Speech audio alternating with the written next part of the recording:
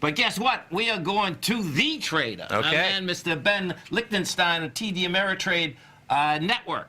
Ben Lichtenstein, what's going on, brother?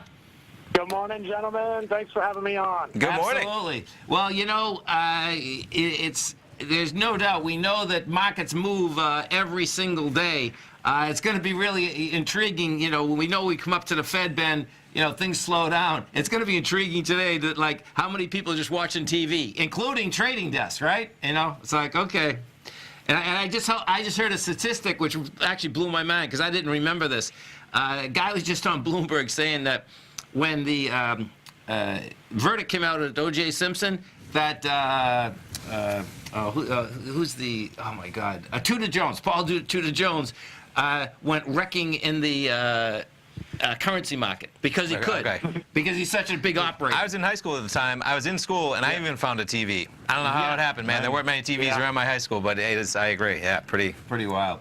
So we had the Fed come out yesterday. What do you think of these markets, Ben? A little bit all over the place. I mean, in some ways, the indices, at least, I mean, if you want to just kind of start there, have been somewhat mixed. You know, we're seeing a lot of strength in the NASDAQ today. Yeah.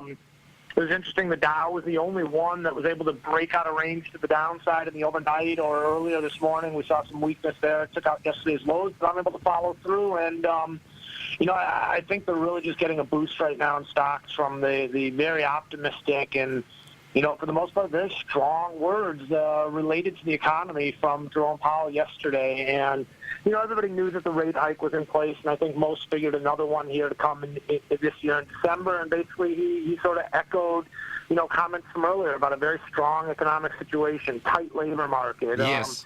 You know, definitely pointed in the direction of some concerns associated with higher oil and tariffs, but noted as of now, for the most part, kind of limited as far as impact on the market. And it was interesting to hear him use words like transitory when describing, you know, crude oil prices on the rise. So certainly an interesting session. It seemed like he was a little bit less scripted at times, you know, a little bit more just kind of talking on a very personal level. Yeah. And in addition to that, I thought I heard him stutter or kind of skip a bit of a beat when asked about asset prices. He was a little hesitant to say, you know, that they're up at the upper extreme. I think there were visions or fears or flashbacks of irrational exuberance comments, sure, you know, and the sell-off that we saw in reaction to that. I mean, obviously, as every word is watched, and but definitely a little bit less scripted yesterday, it seemed like. Yeah. You know what's going to be intriguing is that, you know, like yesterday, you know, the bottom line is that you had the Dow up, it gave it up on price.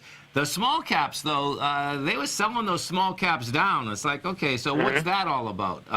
That's going to be intriguing watching that. And what does happen, folks, is that the Russell, you know, can get really volatile. There's no doubt about that. And the closing prices in the Russell, it seems that they can throw a huge amount of volume at that close every day. But, you know, that thing came down with some real juice. And then, you know, we'll see where this baby shakes out, I guess.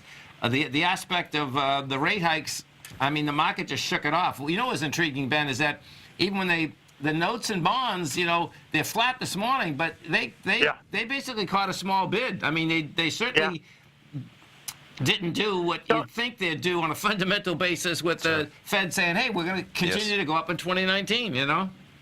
Yeah, I think leading into this meeting, I saw a stat, something along the lines of fifth meeting of the year. So yesterday would have been the sixth, I guess it was. But basically they were saying that I think it was something crazy, like 4 out of those 5, the dollar had actually closed lower and the bonds had actually rallied. So, yeah, kind of an unusual reaction to what you would expect to see, again, considering that they've been so clear and transparent in terms of their message. And, you know, it's interesting, though, in terms of the strength in the dollar today, you know, it's been a bit of a head-scratcher. A lot of people are looking at it and going, okay, well, you've got bonds, you know, that aren't necessarily supporting and lifting the dollar. Rate, similar situation, which hasn't really provided that lift of the dollar, even though it should because rates are on highs. But I'm looking at some of the other foreign currencies, guys, that the weakness there that's really lifting the dollar. I mean, you've got a Canadian dollar, which continues to sell off.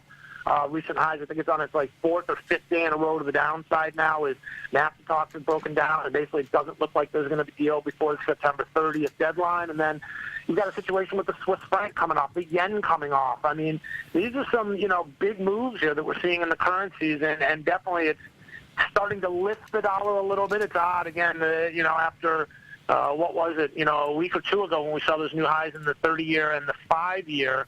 In the yields, the dollar didn't even really respond, and if anything, it was coming off a little bit. So I'm more focused on some of the foreign currencies in terms of influencing the dollar right now, but certainly Fed comments seem to provide a little bit of a bid there as well. No, I can see that in a big way because the divergence is pretty intense, meaning that, it's like, okay, who's right, meaning what, structure is right. Are the bonds right? Saying, okay, who's in control, right? Yeah, right. Do you know what I mean? And, when you look at it on, I would say, a long-term basis or a fundamental basis, the market is, the people with market participants normally would say that, hey, listen, the bond market is 10 times larger than all the equity markets, easy.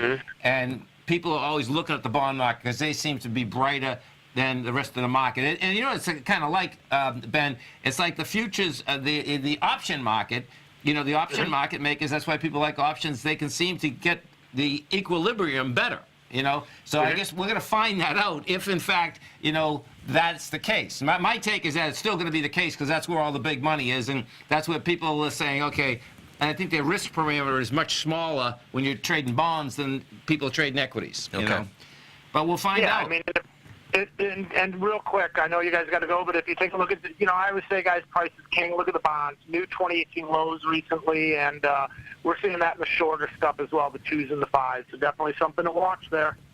No doubt. Listen, folks, every trading day right here, 11 to 12 Eastern Standard Time, fast market. Check it out. You can check Ben out at 8 o'clock in the morning. Yes, 7 a.m. Central, right? 8 a.m. right in the TD Ameritrade platform. Beautiful platform. We're always rocking it here, pulling it up on TFNN as well. Big time.